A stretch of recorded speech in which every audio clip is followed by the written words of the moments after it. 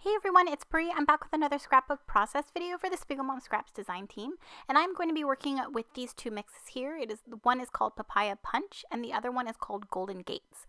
Now I'm also going to be working with the Simple Stories Hearth and Home collection. I got this collection from the Erica Rose Creates Patreon. I guess it's not a group. I guess it's just her Patreon, and it's for like the top tier. So I was super excited to work with this collection, and I thought that both of these sequin mixes together would match this collection perfectly. So she gave us a couple chipboard frames, and you know me and chipboard frames. If I get them, I'm gonna make a shaker with them. So I'm using the Spiegel Mom Scraps acetate, which I cannot rave about enough. It is probably it's not probably, it is my favorite acetate hands down. It's shiny, it is clear, it is thick, it's amazing.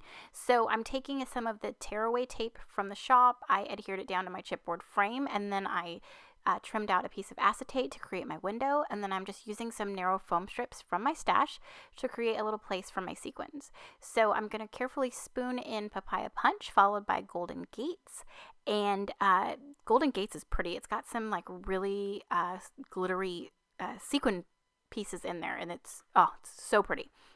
So I'm going to I'm going to pour those in, and then I cannot find my vellum, and it makes me really sad. I usually back all my shakers with vellum. That way the sequins aren't competing with the thing that you've closed your sequin shaker with. I mean, the green that I chose for it is fine. I just prefer vellum, just so you could just basically see all the sequins.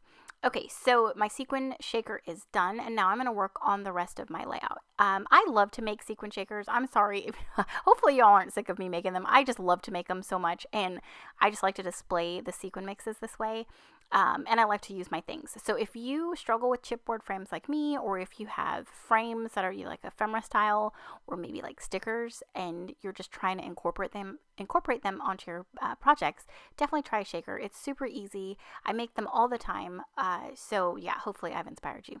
So I'm taking the 6x8 paper pad, and then I'm trimming some strips of paper. I did 1/2 inch and then 3/4 inch, but I only end up using the 1/2 inch. Like I'm laying them down here, but then I do edit me, going back and forth using the larger ones, but I only use the skinny ones. So what I'm doing, essentially, I'm creating like a shelf or shelves for my photo, as well as embellishments for this page. So obviously this is really busy, and then I wouldn't really be able to add things like as a shelf.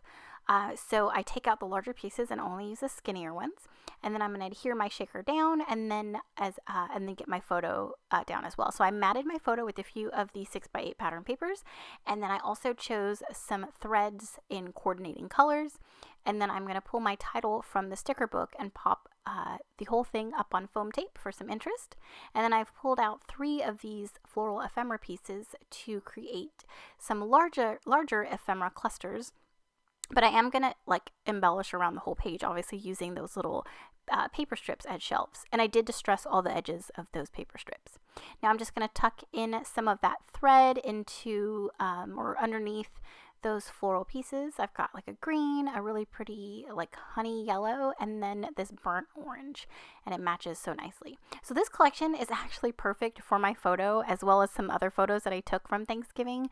I went back home. I have not been back home since 2018, and home is California. That's where all my family is. I haven't been back home for Thanksgiving since 2008, I believe. So this was a very special trip. It was so good to see my family. That's my mom in the photo right there. And we were in the kitchen, and her house is decorated so nicely. It's very like, she's got all her Ray Dunn stuff everywhere, and this collection, and we're in the kitchen, so this collection is like perfect. So I added some hearts, I've got some birds, I've got some vases with some like greenery. I'm just adding some text stickers here onto a few of the strips. I do see like a naked spot like right above the photo, where I'm going to just go ahead and tuck in a little floral piece just to fill that in. And I think that about does it. I do finish up with some enamel dots, but that's about it. I do add those. You'll be able to see those here shortly. But yeah, I really enjoyed this shaker. These sequins are so pretty, and this collection was so fun to work with. So don't forget to use my code Brianna15 to save you 15% off in the shop. There are some pigment splash kits available, as well as some add-ons. Definitely check that out. Lots of fun things with like trim and shimmers products. It's great. So definitely head to the shop to check that out and use my code to save you 15%.